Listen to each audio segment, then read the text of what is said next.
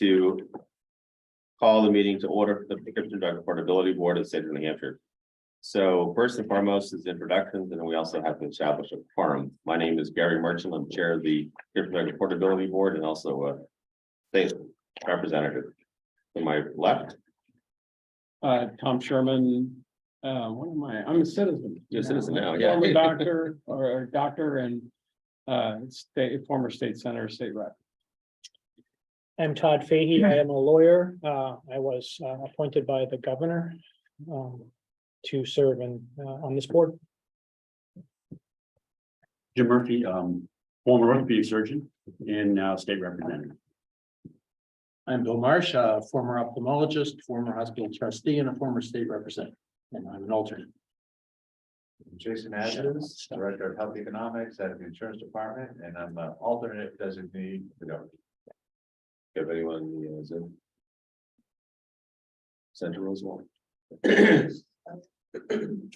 Welcome to the board. Good to see you here again. Seeing this side of the table versus in the audience, and your expertise and knowledge will be tremendously valuable to us here in the board and what we're trying to accomplish.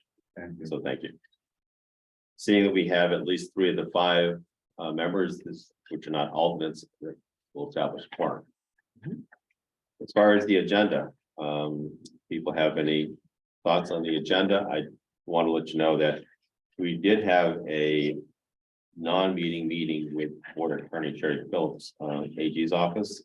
Unfortunately, she's in a way to the ER, so she will not be able to be on the Zoom with us this morning.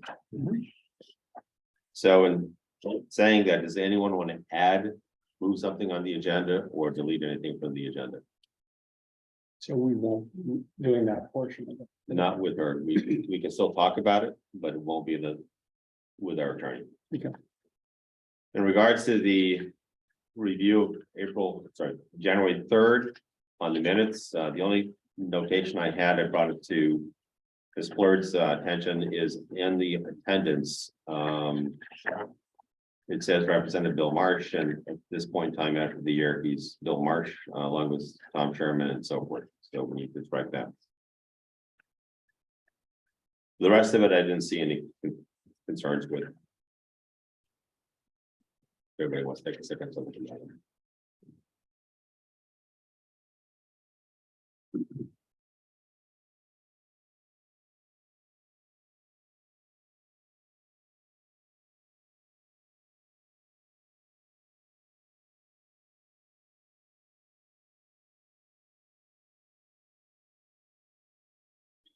I make a motion to accept upon removal of the former titles. Thank you. Second, please. One second. We have a motion from Attorney Fahey and also from Representative Murphy. All those in favor say aye. Aye. Any opposed? Any abstain? The ayes have it. Minutes are approved. Also, today we are able to have Mary Police here from the Department of Health and Human Services that kind of walk us through the budgetary process and some of the one-on-one if you want to have a chair. Or you can sit where you are, either way. Help us walk through the process. The board here, just give you an understanding. We're administratively attached to the Department of Health and Human Services, and under RSA 21G. It does talk about the process. We have to have an MOU and also the accounting process, etc. So thank you for being here and kind of walking us through the accounting process. So please take it away. So I've provided a couple pages in form of a packet to try to give you an overview of how the accounting works and how things will move with the board moving forward. The first is a visual to give you an idea of how we have the budget, we have actual expenditures, and then we have what we call cost allocation. So the administrative functions that the department is going to provide to the board will be cost allocated to the board. And that's why I provided the visual for what cost allocation is. I've also provided, the second page is a snippet from our submission to the feds of our cost allocation plan. And it gives overview as to why we submit it so that we're in compliance with federal regulations. And it also provides some of the methodologies that we use to allocate costs, such as people, time, and transactions.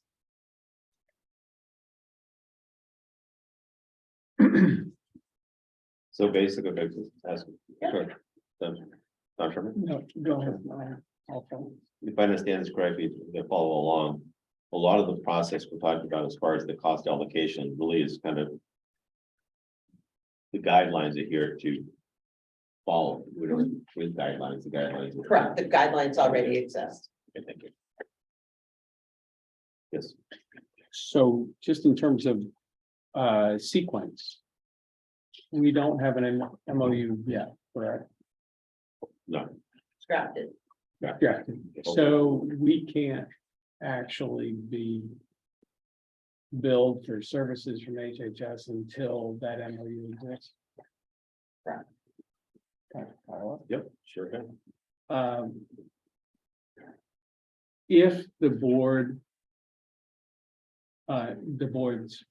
funding through the budget is not approved. In the budget. How does that impact our ability to work with the department, So even though the budget is produced by ourselves? So we have fees that we are allowed to do through statute. So I'm just wanting to know, how do we pay your bill if we're not allowed to have a budget? that would be a unique situation to try to deal with, because without the budget, we have no place to put your fees. Correct. So we need to have an accounting unit created within the state's accounting system to put your fees in, which then support the budget for any expenditures that the board has. Right. So we had done a fiscal item over a year ago that died on the table, if you will. Right. To try to create that accounting unit and get the structure ready. So that when the board was ready to move forward, we'd have the accounting in place.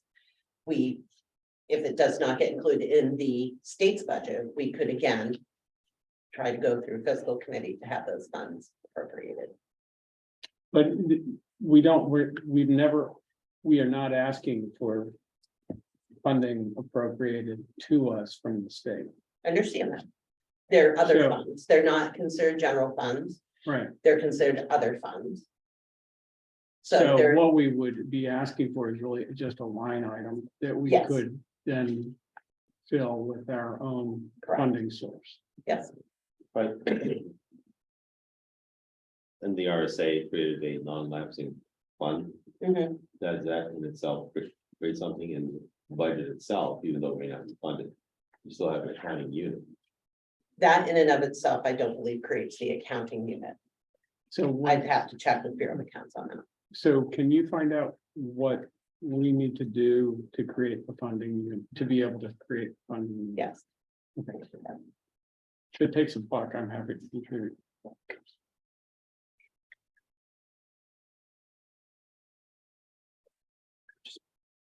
50%. You'll do the other.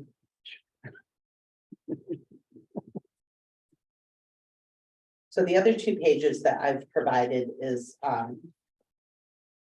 financial data for a grant that the department has that had one full-time equivalent position attached to it, similar to how the board is anticipating to have an executive director as a full-time position. I did that as just the closest thing I could find to represent what you might see. The shaded areas were costs that were direct to the grant. And the non-shaded costs were allocated costs. Everything has what we call a job number.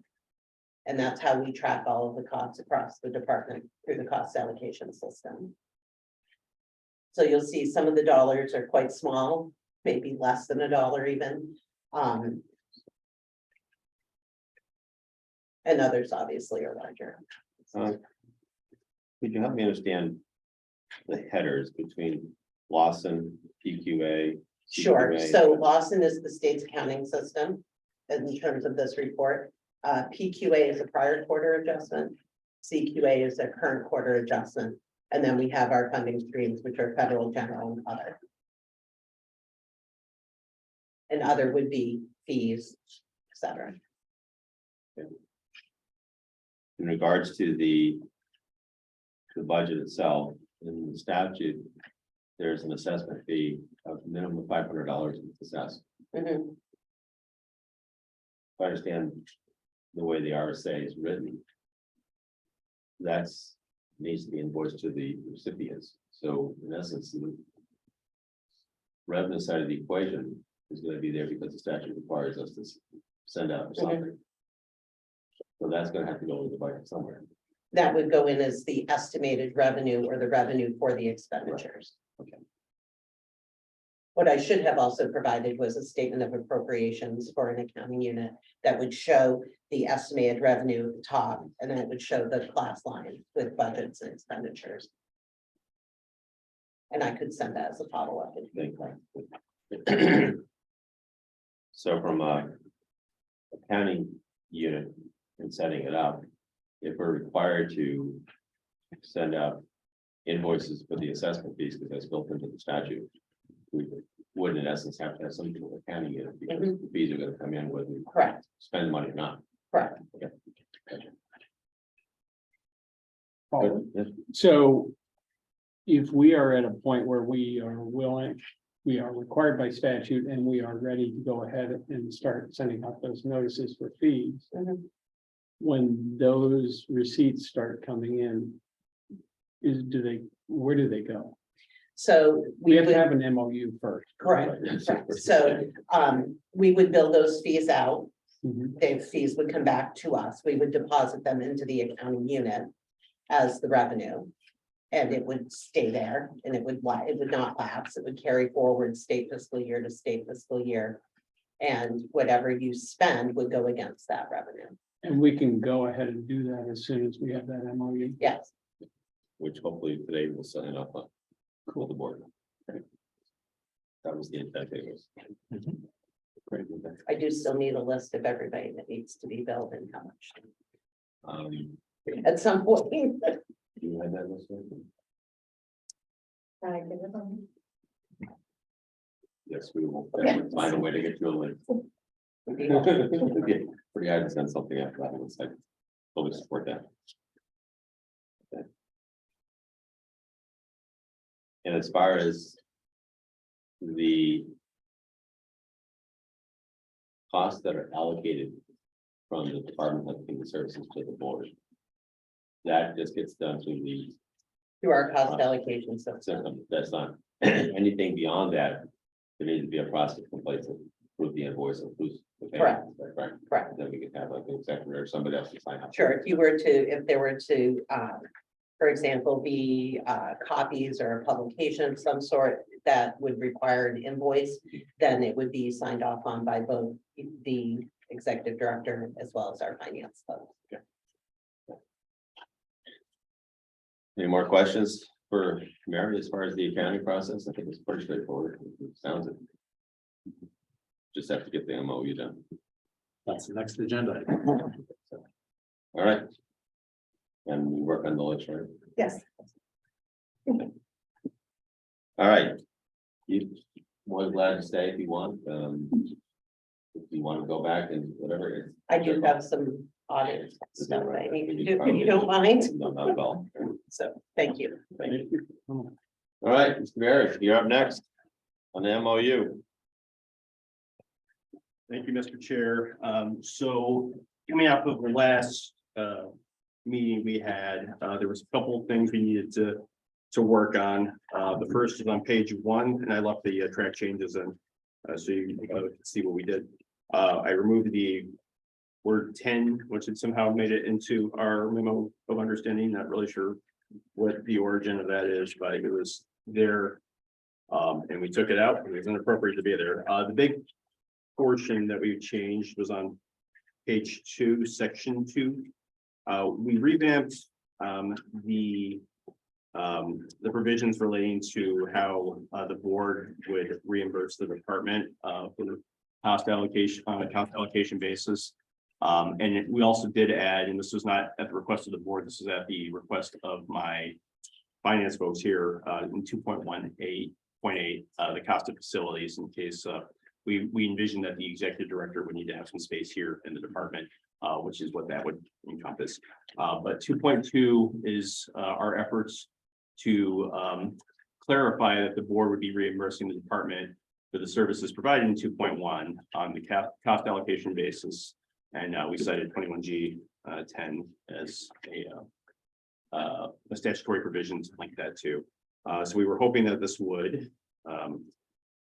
address the concerns of the public about the reimbursement provisions, and this would be sufficient for that purpose. What is the mechanism if the board does not agree with what they're being billed for? If the board does not agree with it? So in other words, or the executive director. We should have kept Mary here. I'm not quite sure what the mechanism would be in case there's a dispute between the board and the department over the The cost. or Yeah. something. I'm not quite sure what that mechanism is. I hear the concern. That's why I asked Mary about the process. It's relatively outlined how that is done. So I don't foresee an issue, but there could be one. And how do you resolve it? Probably sit down like anything else and open it up and we negotiate. Yes, and there are provisions in here to renegotiate the But MOU. that's probably. Yeah. the answer to that. And that's it. Well, the other thing, there was also, if you go to page 7. Change the code there, NISD publication Where are you talking about? on page 7 is noted in the right hand field side.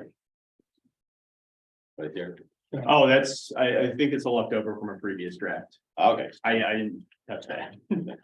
the other also was on page 9. This is Dr. Ez's. Oh, yes, Talked about okay. the same thing, it was the CHIS data. I forgot we about that. had That Apologize. time that we're going to be using. Scripted data and the CHIS data, which is provided. Thank you, Mr. Chairman. I did forget about that change. And I was looking to the board to make sure I worded that correctly, but I don't know if Dr. Ezra can help me out with that. CHIS data, Is there any other special terminology I should use for No, that? that's the acronym. I mean, you spell it out. usually at the first, in any document, at the first use of an acronym, you define it in its whole form and then parenthetically acronym form and then thereafter, but that's just a formality. Well, I can certainly put that in. I didn't quite know what it stood for. Yeah, I would say that because there's multiple sources of data I think we're considering to use, so it's just a comprehensive health information system. Okay, And then I would specify New Hampshire CHIS. New Hampshire. Okay, thank you. So are we going to have it read New Hampshire Comprehensive Health Information System? And in parentheses, NHCHIS, close parentheses. That's how I usually. That's the standard. Is that okay? Yeah. So we'll just need approval of that. change. We can approve it with that change. Yes. Right. And then also on page 10, there was a strikeout, number of records involved in Operation 10 backwards. I don't know if that, do you worry about that or not? Is it something to look out before? Looks like it's not even a sentence. Yeah, that's why I also did that because I realized it wasn't a sentence. Okay. And I struck it out. So that was not at the request of the board. I apologize. But I noticed that and went, I don't think that's supposed to be there.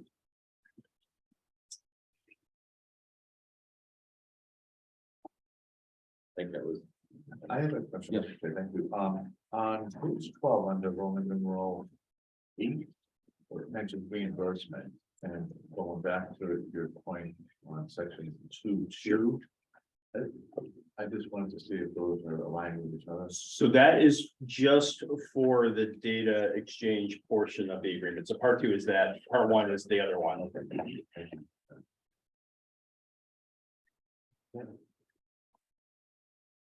That's the only thing I saw. There's not, this is not from the MOU, but once we get through this discussion, I can bring up 99D as well. Sure.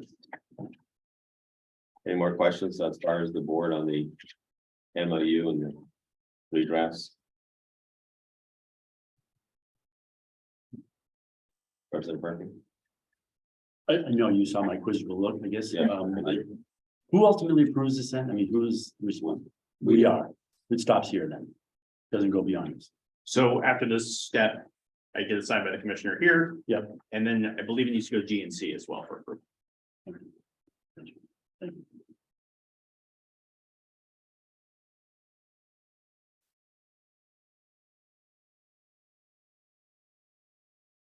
And why is that? What is that? The process or the manual procedures has indicated that all the MOUs between state agencies need to go through the GNC process, particularly if there's been money exchange. And so here ultimately there would be money exchanged. So it would be through the GNC process. That's my understanding. Can you? I can confirm that. Yes, I was gonna ask the contracts director once we were ready to go, if this is with the GNC, but I believe it will have to.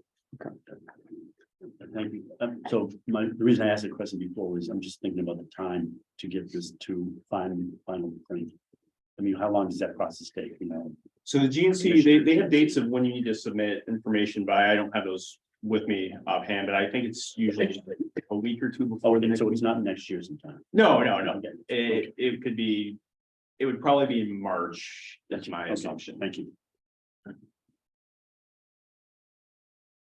Ghazi, you have something? So with those changes, can I have a motion to accept the revised MOU? So move. Yeah.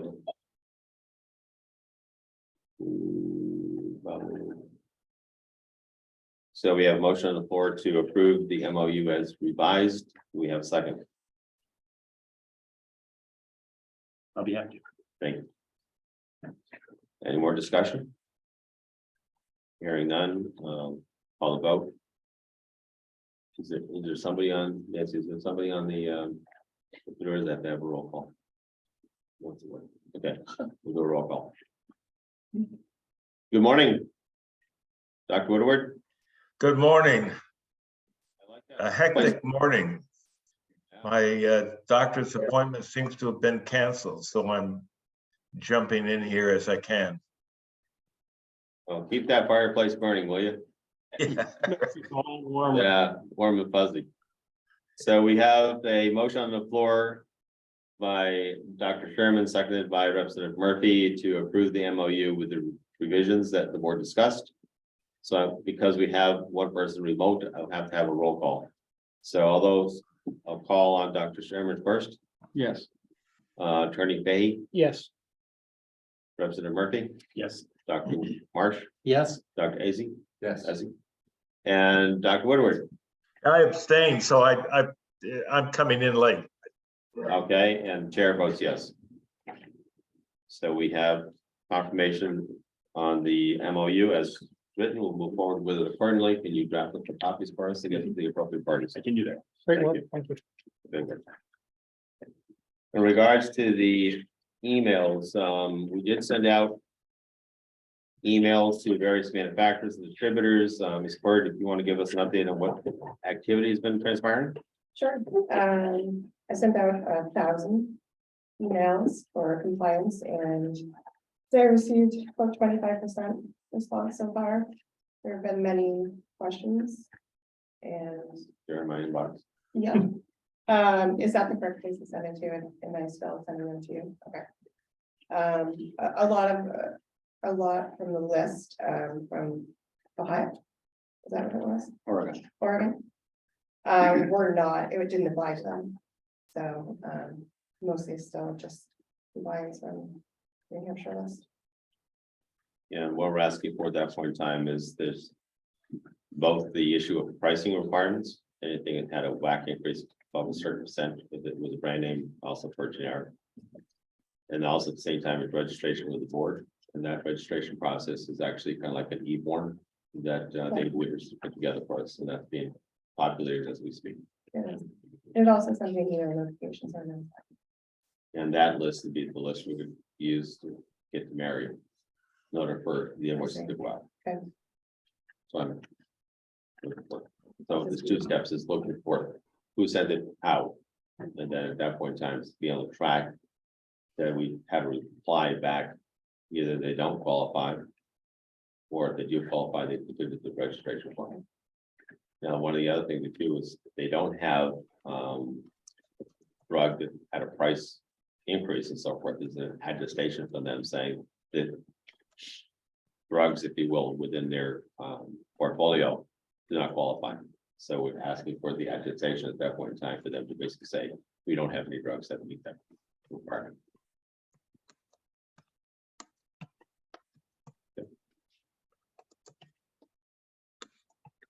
As far as on the issue came up last time for discussion is what do we do with the indemnification? I did provide to everyone here in your packet, so you have it. It's a statute 99D. And in talking with the AG's office, in their opinion, which is with Attorney Phillips, as a board member, like any other board in the state of New Hampshire, whether it be the Board of Medicine, Board of Pharmacy, or whatever board you're sitting on, you're covered. You become a state. Where is that in this? document? You know,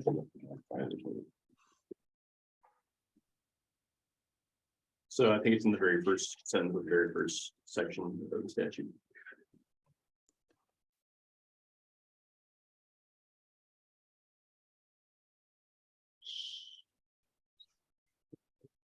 And you're referring to just state boards. Yes. Yeah, this is just for, yes. so which one of these are we? I would assume that you fall under the officials category in your board capacity. As board members? Yes. And that's what we're looking for is clarification to be sure that our interpretation of what we're talking about is in fact the same interpretation the AG's office will utilize. And talking with Attorney Phillips, what she said was all boards, if you're on a board, then you come as a state official because you're acting in the official capacity representing the state. And we're looking to get that In writing. in writing. Yes. Okay. Yes, please. Yes. Cool. Then I went back, last time we had a concern about the budget.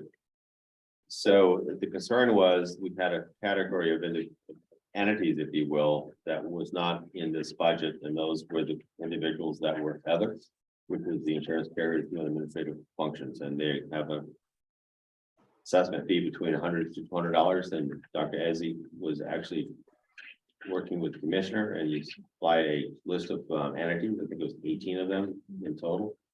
So 18, if we went even in the high end, which is $200, which is what the rules allow us to do, that's $3,600 a year, and on the budget of close to 450,000, it just didn't move the needle. So there's basically bottom line is I didn't go back and try to revise the budget because the amount of dollars in there was so nominal that it really didn't make any change. But we are still required to bill them. Yes, yeah. So they will be a part of the budget. We're just not updating the budget to reflect that. Correct.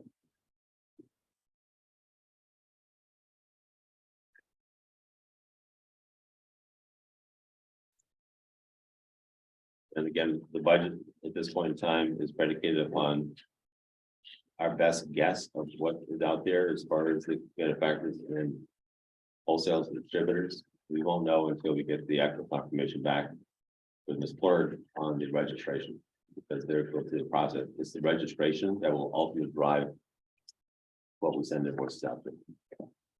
And that's still in flux. Our best guess is that's what we have. So the final amount we'll be charging as a fee will be based on our registration. Yes. On the expense side, we pretty much know what that was gonna be. The question would be on the registration side, as far as the fee itself, that may fluctuate, depending upon how many we actually have.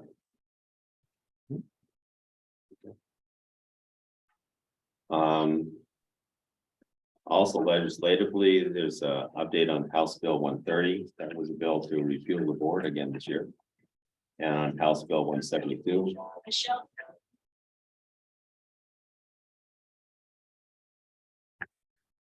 On House Bill 172, that was to do a study looking for redundancy and duplication, if you will, within the state, between the Department of Health and Human Services, Department of Insurance, and the Department of Administrative Services. Is there work that could be done that this board is doing by doing it through those agencies? Is there redundancy? And the other one is, well, the state's going through that review process, the board would be put on ice. The board would put into a disband, not to say disbanded, but suspended, thank you. So that's what's going on right now legislatively. We're working with Commerce and trying to understand what we can and cannot do as far as the process going forward. I think the board has a lot of legitimate reasons to be here. Obviously, there's a disagreement on that. And that's it. They've been heard yet, Gina? Yes, Both? there's a subcommittee on Wednesday on House Wednesday. Bill 172. We know what time. Yes, it's in the afternoon.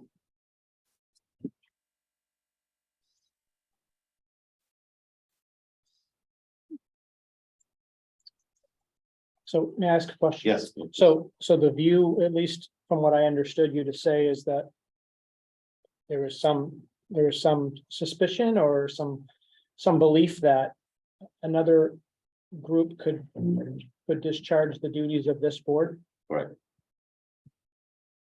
That's my understanding.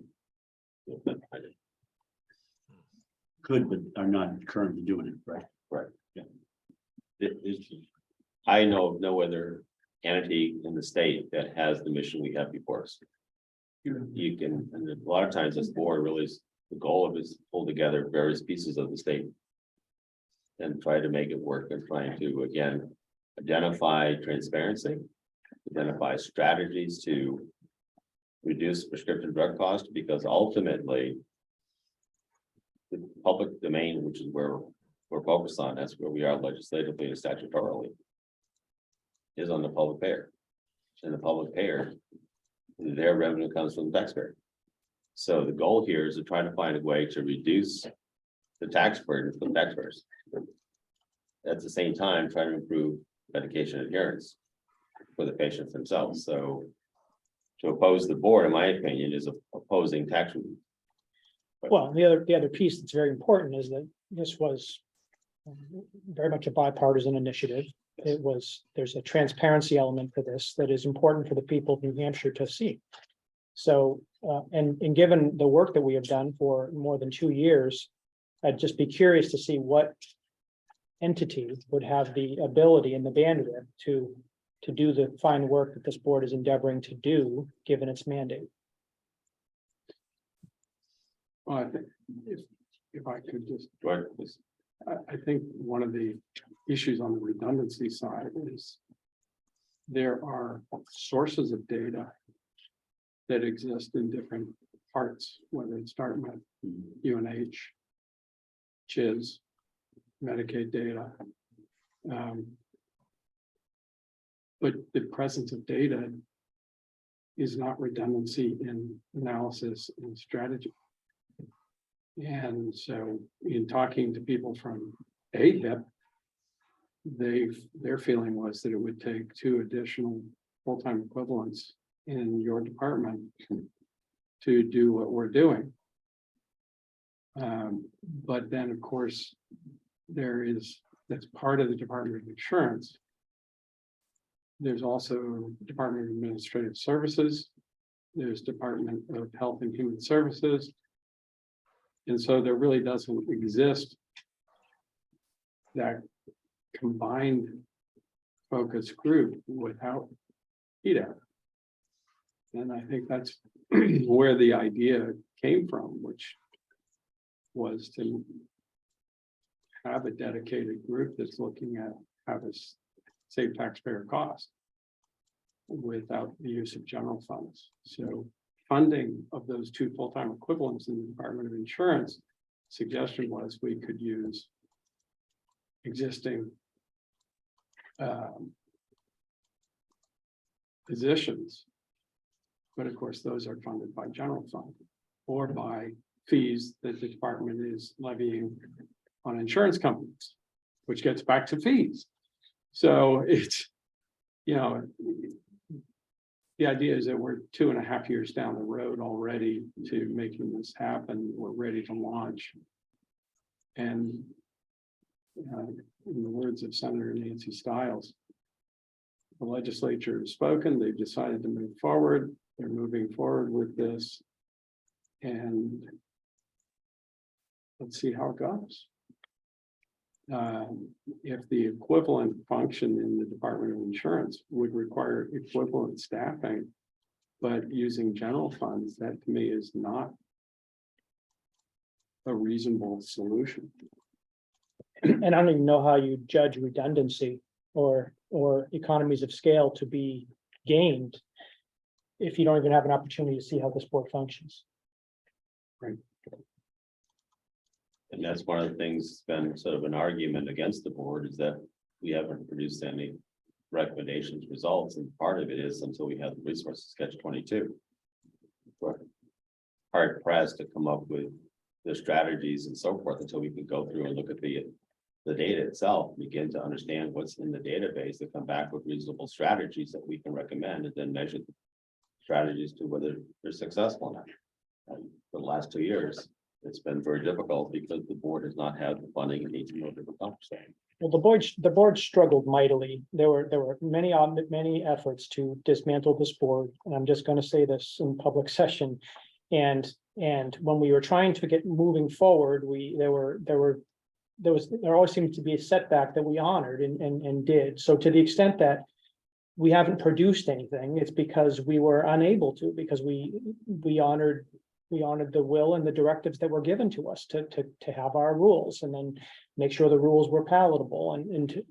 So in fairness, that is the history. So it's important to know something, to know its history. So it's not as if we've done nothing for 2.5 years. People have spent inordinate amounts of time trying to get this board stood up and operative. Right. Certainly you, Mr. Chairman. And again, back to transparency, one of the things that just came from a friend of mine who's also a fellow state rep. Indiana just settled with Centene. If you saw it or not. Just for $65.5 million. So over the last 2 years, there have been 13 states that have settled with them, and the amount that they have settled on is over $500 million. But nobody wants us to go forward. So the point is that looking for transparency, here's the data looking at it from other people, is there's a lot of dollars that are being in the pipeline. And I think at this point in time, the board really needs to have an opportunity to look at the data, look at what's there, come up with some recommendations, and try to help the public there, and also help the taxpayer. I also listening to the data, listening to the testimony in those two hearings and what was said here. One of the areas that I would like to revisit, and if there is some legislation moving forward that's not destructive, but rather responsive to concerns raised,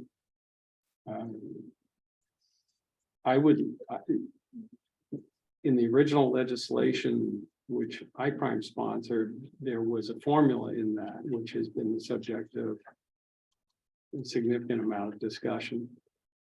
And one of the problems with that formula is it's very specific and it may not be correct. It may not be the best formula. That's what's been pointed out. So with the board's blessing, I would like to revisit that paragraph and see if we can come up with something that might be a little bit broader, so that it's not using specific formula, but gives the board the ability to craft that formula. If oversight were felt to be wanted by people in the legislature, we could then say that the final formula would be something we would bring back to HHS oversight or something like that. So there wouldn't be just up to the board what's going to be the formula we're going to move forward with. But, you know, as nasty as much of the testimony was, when you sift through the unpleasantries and you get back to where there's actual meat to it, it is the question that we've talked about here is that formula really workable?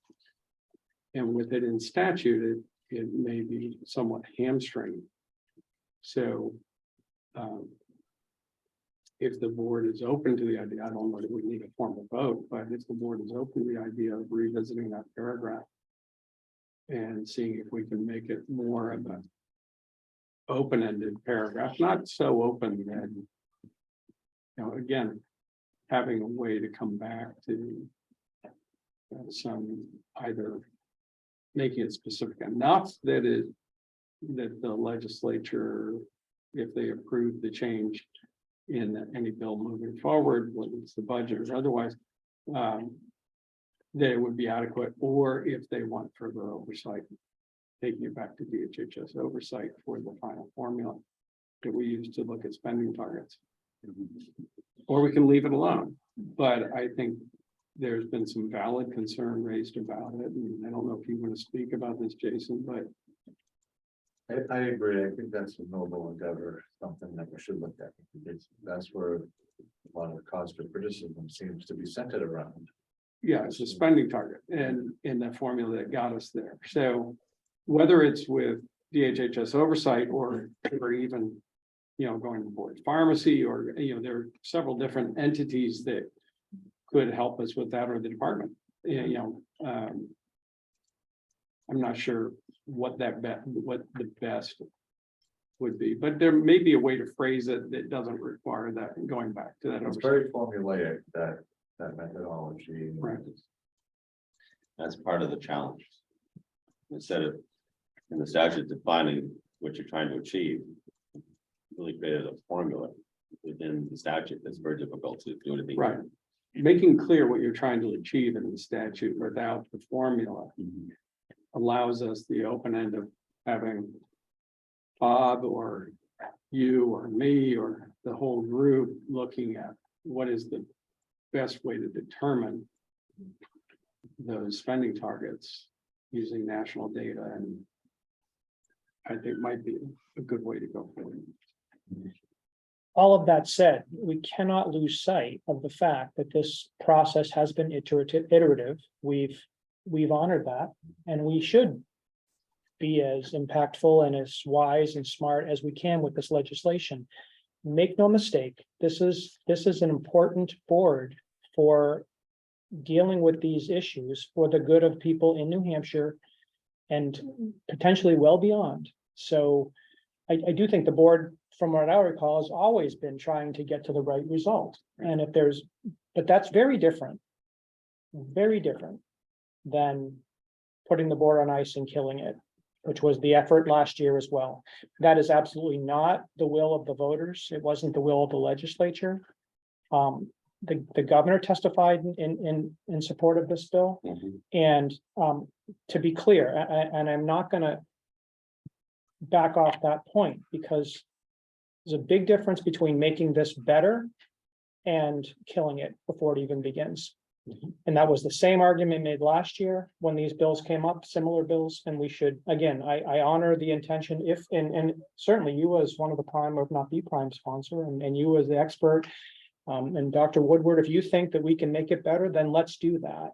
But the people of New Hampshire should understand that don't think it's the will of the people of the state that this board be killed before it even begins doing its work. And I think what I'm hearing is sort of a consensus is that, at least I can speak for myself, I can't speak for the rest of the board. We're not opposed to trying to make it better. And if we need to go back in the statute to figure out how to tweak it, Correct. that's fine. At least if we're trying to move forward. And trying at that point in time, do what's best with the taxpayer to sit in New Hampshire. So. Is there any more?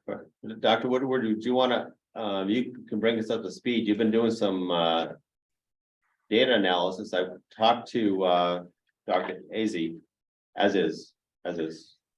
And maybe one of the things I could do is have the two of you team up with each other as the data geeks, I guess is what, not to use that word, but you understand spreadsheets and Excel and all that good stuff and work with him and you have access to the CHIS data. I don't know how much he can have access to it, but I think if you put your heads together, we could start looking at what's in the data. Because one of the things I also talked about, and you brought it up before, that a lot of the spend is in specialty drugs. A lot of that's on J codes, not in C numbers. What I found out a lot of times is in the J code, particularly the biosimilars, many times the J code is linked to one NDC number because it really is a multiple generics.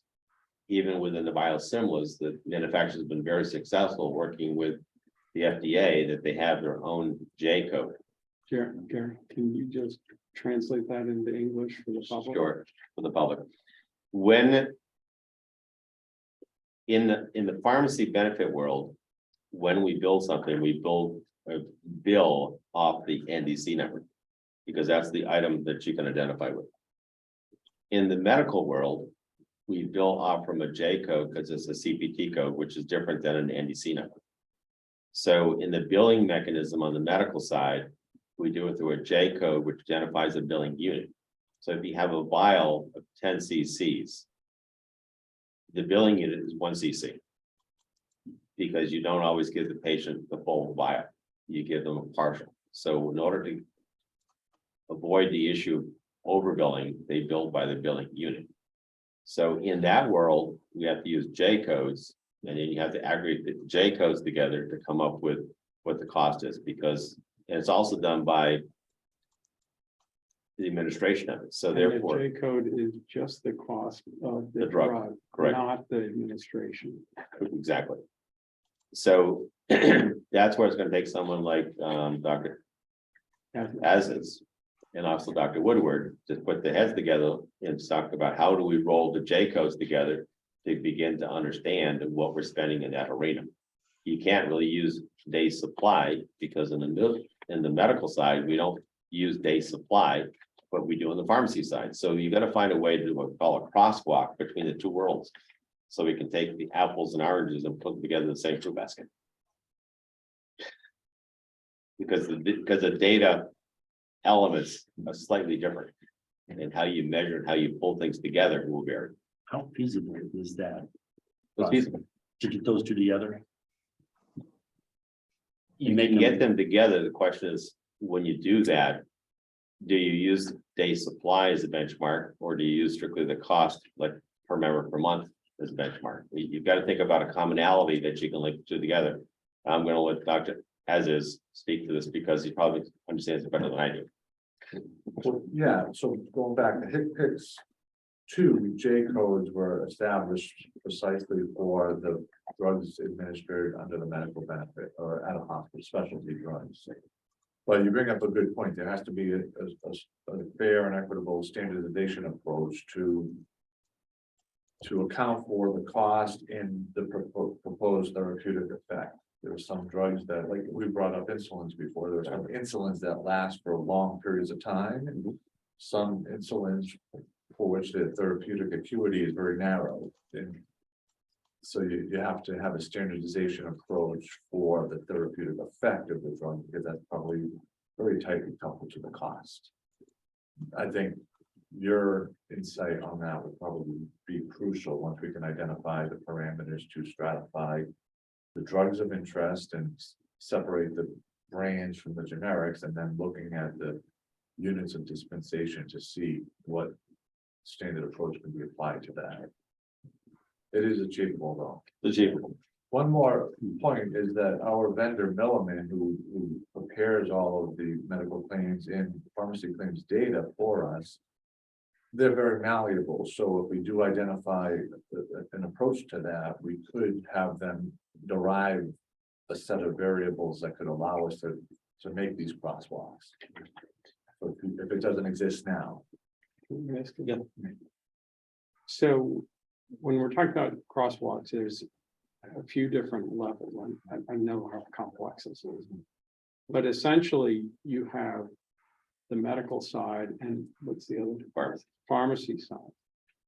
You have the same drug being administered, potentially, if you think of it as outpatient versus inpatient.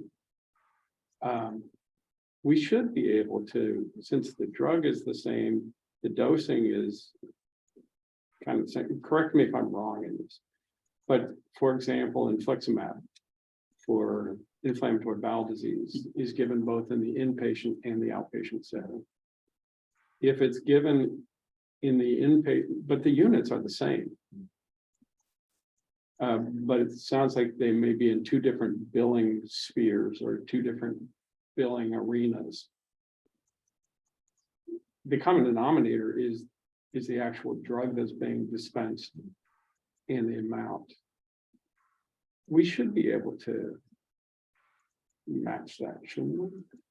It depends on how it's coded by the clinician, so, and those are descriptive analyses that I think Dr. Woodward and I would behoove the board for us to get started on those to see how these drugs are coded, billed, where they're coded and billed, and then what types of billing units we identify. And then once, right, because if we're using the CHIS data, we want to understand certain conventions that are used by clinicians putting it there, so that we can understand how to have a standard approach to identifying costs.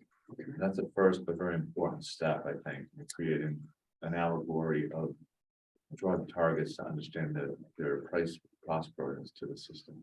And that goes back to your original comment about being so prescriptive in the statute and how we do a methodology.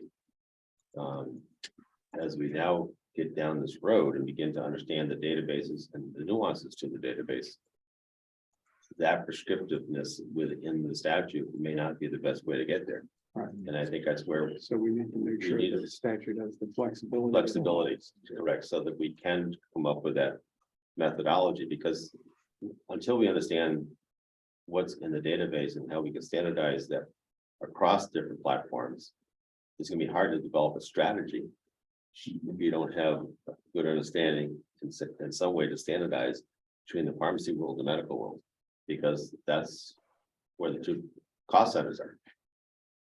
And just to be clear, right now, there is nobody actually doing these side-by-side comparisons and.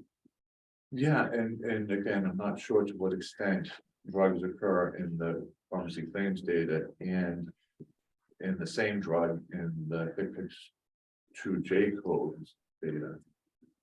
It was my understanding that those exist for specialty drugs, which part of the definition says drugs that often used to treat rare diseases. That may be a matter of debate, but that can't be administered by the average person is the second part of that definition. So I know there are some probably gaps or margins where there are some drugs that both of those people can get them administered inpatient and by themselves at home, but I'm not aware to what extent that happens and to what extent they're both the same drug is in both claims data.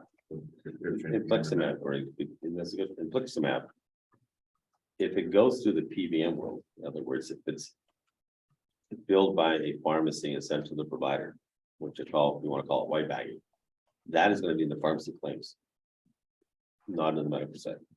If it's purchased by the physician's office in the clinic or the hospital, it's going to be in the medical side, not on the pharmacy side. So following what Dr. As is saying, we need to sit down, I think between him and Dr. Woodward, is really look at the database and data elements and saying, how do we map them together so we can get that standardization? That's good. Sure, please. Yeah, thank you, Mr. Chair. So NASP has a model framework for PDABs. I think there are 6 or 7 other states that have PDABs that use it. But one thing of interest our reporting criteria for the top 50, I mean, we use the top 25, I think, for this PDAP, but the top 50 most frequently prescribed drugs. Top 50 most expensive drugs, and then the top 50 drugs that have the highest year-to-year price increase. Those are the three standard, maybe seemingly arbitrary, but nonetheless standard reporting recommendations for the PDAPs.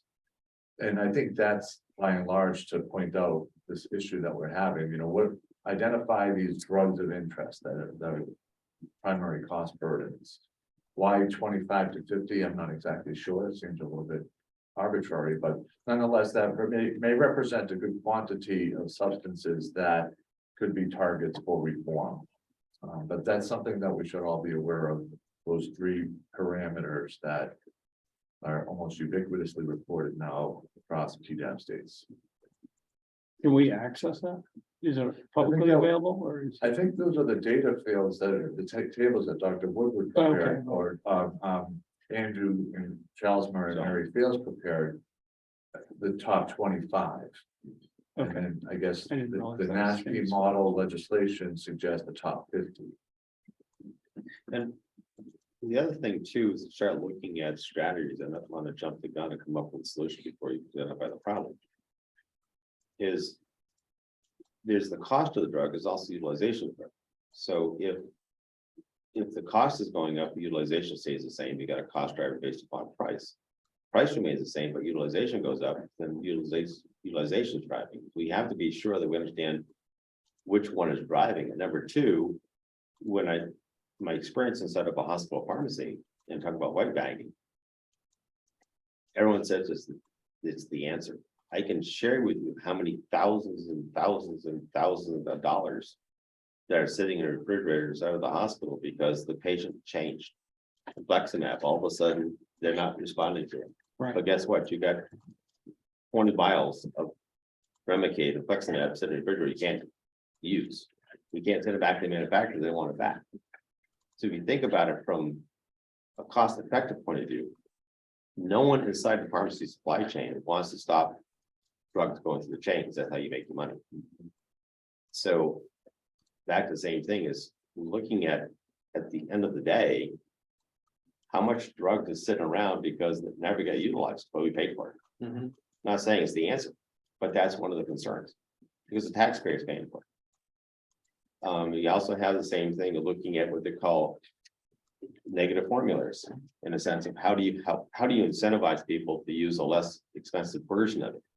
You can do that in a generic side of small molecules, because we do it all the time. When you get into the biosimilars, the biologics, pharmacists can't easily make the change. Is there a way for us again to look at that and saying, if we could make a statute to allow for greater substitution, would that be a cost driver to bring the cost down? So there's lots of things we could think about, but we're not going to get there until we start looking at the data. And we can't look at the data until we get the resources. It's back to Cart and horse. cart and horse. So that's kind of where we are today. If you're also open up to public comments or. Okay. So I know we have people in the audience somewhere. Anybody want to chime in on who's behind me? Please. Peter, wanna? You like me to say something or? It's your time, you're in the public, so you can make any comment you'd like to, sir. Sure, right. Well, I guess I'm here just as an observer, even though I'm one of the sponsors of the two bills that were just referenced. I'm glad to see somebody here from the insurance department. Again, I want to just say this isn't a Republican issue or a Democratic issue. I think I heard something said that there were Republicans that might be more against this than Democrats, but that kind of surprised me because I am a Democrat. It's a issue that whether you're a Republican or a Democrat, there are some issues, and I appreciate the senator's comments about trying to bring things back a little bit. I will say what caught my attention were your minutes where I think it was Senator Sherman moved at the January meeting to send out invoices. Knowing there's no accounting unit, and I want to make it very clear that even though I know some of you feel that there's been pushback and issues that you're not happy with, but when this whole issue came to light for me and Representative Edwards, it was before the fiscal committee. We wanted to just make sure that, well, the chairman, I'm a very big process person. A number of us thought on fiscal, it should have gone through a better process with the review of ways and means. And the finance committee, I've heard, well, we're under, your group is under the guidance of the Department of Health and Health and Human Services. And one of the things that Representative Edwards and I feel strongly about, that there is legislative oversight, whether it's this building or another building where the agency happens to reside. I happen to have oversight of insurance and in my division on finance, and everybody keeps us in the loop. So I've been a little concerned with the transparency element of this, and that's why I think Jess Edwards and I got more involved than we should have. So I guess I do have a question. Have invoices gone out? Or that was, okay, so no invoices have gone out. In fact, if I could answer that, they can't. Yeah, well, I saw the motion and that's why I was Right, concerned. no, actually, with what we're talking about with the budget, I'd have to go back and look at the specific motion, but we can't do anything until we have an MOU. Right. And even then, I think we have to get the whole accounting piece in place. So I think it's just, again, the revisiting, as you suggested, as far as the formula.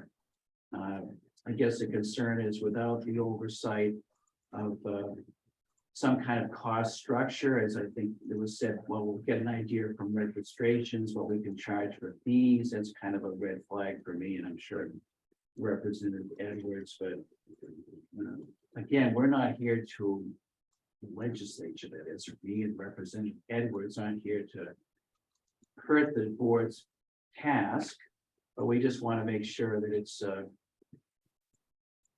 again, I'm saying this just, from the outside looking in, a little more transparent. I think there's some redundancies that may be out there. I know what the insurance department does. I know their capabilities and what they're tasked to do. So those are the things we'd like to get answered. And again, it's nothing personal. It's those are people that know me in the finance committee know I'm very big on transparency and oversight. We're debating oversight for the legislative parking garage right now. And I've suggested there's not enough oversight. So we're looking to amend legislation of legislative parking garage. So it's just a matter of transparency, openness, fairness that I want to make sure it continues. So I hope I haven't thrown any too much water on your parade. I just want to remind the representative that we are subject to DHHS oversight. Oh, already. absolutely. So Absolutely. Yeah. we know that there's no further legislation needed for them to decide to look at the board and provide that oversight. I think that would be appropriate in the budgetary process. There is oversight in the fiscal side. And in terms of transparency, every meeting in public, and so Not only is it public, but it's also virtual, so anybody who wants to listen in and so forth doesn't have to be here physically. but I think it's fairly clear that there is no single entity that would be looking with the same charge, and I think so. That's why. That's why this was filed in the first place. That's why it was revised after a lot of hard work that we beat at in the last session. But if it is either suspended or repealed, this function does not exist. And the possibilities will not be looked at. And if your interest is transparency, the process that we're trying to understand better as a state will not be transparent. The process that is currently occurring with PBM, manufacturers, drug costs, what patients are paying, what the state is paying, that process is a bad product. But, I certainly hope that, and this has always been my hope with legislation, so we end up with something even better than what we have currently, rather than trying out the whole process. No, I'll state clearly, the transparency issue started long before the board started. It was like going ways and means as far as the bill. For fees and going to finance division 3 for costs and allocations of those costs. So that's where the question of process came in. Generally, these boards go through a much different process. And we had COVID in there and all that, but it's been a little different than what we've experienced in the past. So that's the transparency action.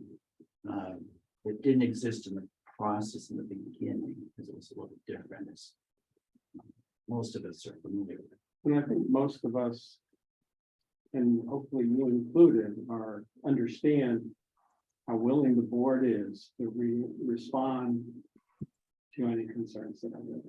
Oh, your chairman's been great. He chases me down every time I see her, so. Right.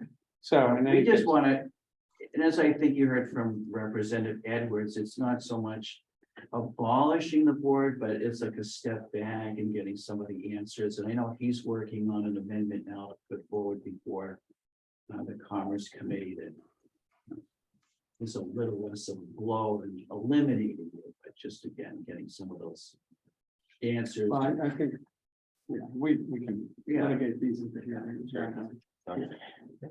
I would just remind the chair and the public that the cost of prescription drugs has escalated at a pace that greatly eclipsed inflation for years. I haven't looked at the most recent numbers, but the need for assistance and relief was a prime driver of this. And so while I appreciate legislative oversight and our desire to get it right, two things. One, we need to get it right and start moving. Two, we're never going to get it perfect. And so it is important, and I would appreciate if we didn't have to spend resources and time beating back efforts to abolish versus improve. There's a big difference. A big difference.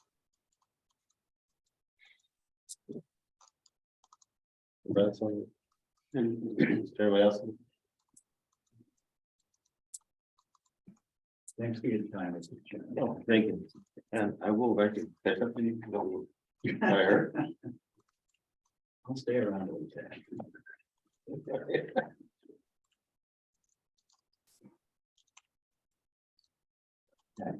So with no additional public comments, don't forget the next meeting is on April 1st, Monday in April, 10 o'clock. Write it down.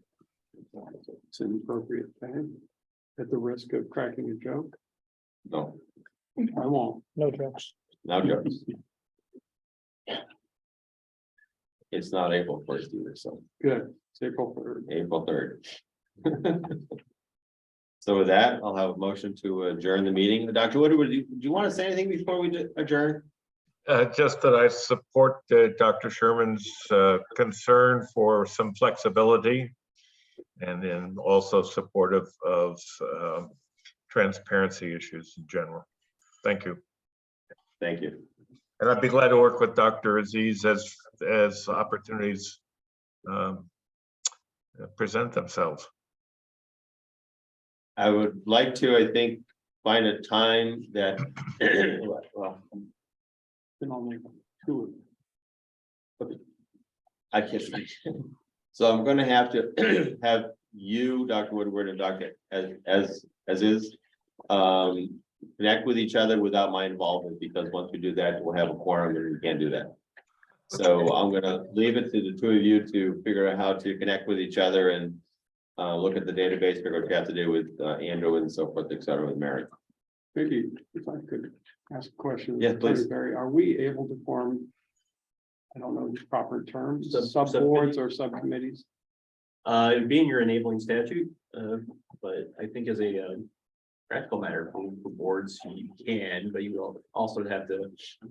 You'd have to publicly notice. Yeah, them. you'd have to abide by all those. This is ad hoc. Leave it as an ad hoc, we're all set. Yeah. And then we do a subcommittee, back to the same thing about noticing and so forth. Then it makes it even more difficult because you have a subcommittee of 3, once you get 2, you got to form. So it becomes. We don't have a large board, so it makes it kind of a challenge. Yeah, it'd be very tricky, I think. It's tricky. All right, then, I'll take a motion to adjourn. At 11:10. We have to do a roll call or no?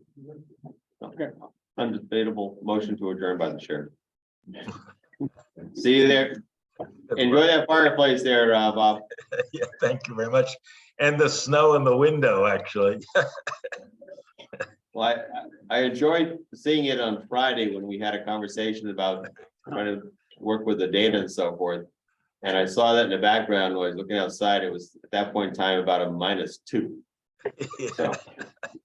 Yeah. Well, thank Thank Thanks, you guys. Thanks. Thank Dr. you. Good to see you. That's.